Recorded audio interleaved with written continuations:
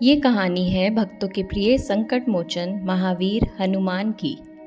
हम इस कहानी में जानेंगे हनुमान जी के जन्म से लेकर उनके वीरतापूर्ण कार्यों और श्री राम की सेवा तक की पूरी यात्रा। हनुमान जी का जन्म केसरी और अंजनी माता के घर हुआ।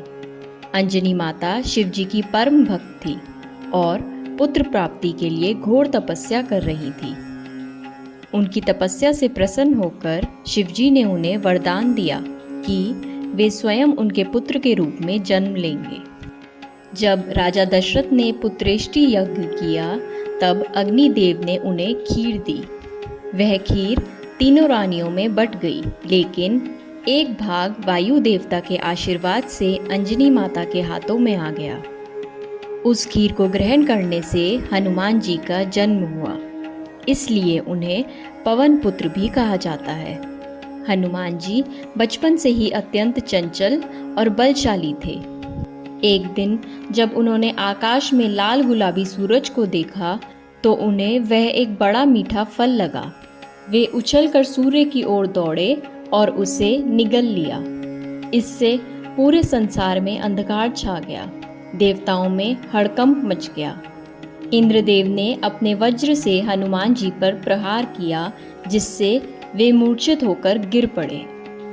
यह देखकर वायु देवता को बहुत क्रोध आया और उन्होंने पृथ्वी पर वायु का प्रवाह रोक दिया। इससे सारे प्राणी तड़पने लगे। तब ब्रह्मा, विष्णु और शिव सहित सभी देवताओं ने आकर हनुमान जी को आशीर्वाद दिया। इंद्र ने उन्हें वज्र का प्रभाव सहने की शक्ति दी। ब्रह्मा जी ने उन्हें दीर्घायु बनाया। वरुण देव ने जल से अजय होने का वरदान दिया और सूर्य देव ने उन्हें ज्ञान का आशीर्वाद दिया।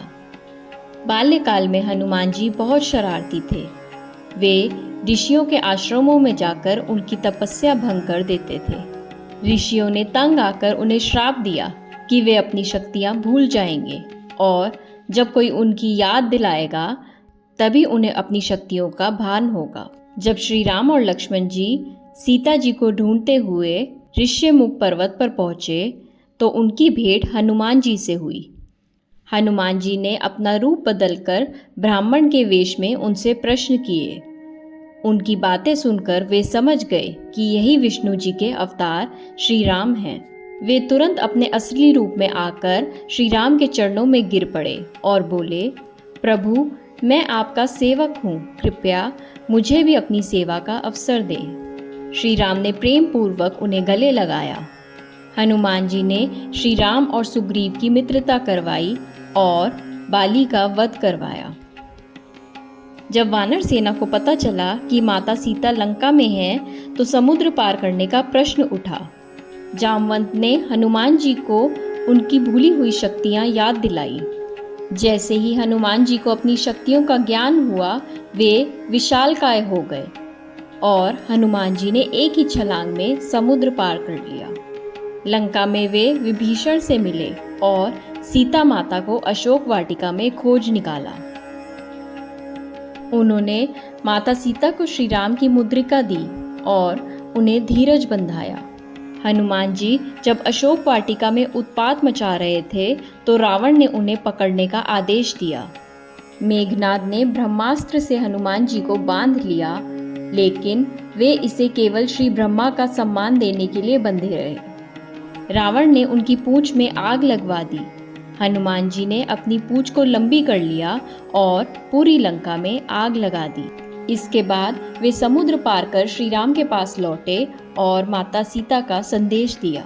लंका युद्ध के दौरान लक्ष्मण को मेघनाद ने शक्ति बाण से मूर्छित कर दिया। वैद्य सुश्रेन ने कहा कि उन्हें संजीवनी बूटी चाहिए जो हिमालय में मिल सकती है। हनुमान जी तुरंत हिमालय पर्वत की ओर दौड़े, लेकिन वे सही बूटी पहचान नहीं पाए, इसलिए वे पूरा पर्वत ही उठा कर ले आए। युद्ध के बाद श्री राम अयोध्या लौटे तो उन्होंने सभी को उपहार दिए, लेकिन हनुमान जी कुछ नहीं ले रहे थे। तब सीता माता ने उन्हें अपना मोती वाला हार दिया। हनुमान जी हर मोती को तोड़कर देखने लगे कि उसमें राम का नाम है या नहीं। जब लोगों ने पूछा तो उन्होंने कहा कि उनके रोम रोम में श्री राम बसे हैं। यह सुनकर श्री राम भावुक हो गए और बोले, हनुमान, तुम्हारे जैसा भक्त न कभी हुआ है न होगा। जब श्री राम धरती छोड़कर बैकुंठ जाने लगे तो हनुमान जी ने उनसे प्रार्थना की कि वे उनके साथ चलना चाहते हैं। लेकिन श्री राम ने कहा, हनुमान, जब तक इस धरती पर मेरे भक्त रहेंगे तुम्हें यहाँ रहकर उनकी सहायता करनी होगी। हनुमान जी आज भी जीवित हैं और जो भी सच्चे हृदय से उनका नाम लेता है उसकी रक्षा करते हैं। जय श्री राम, जय बजरंगबली।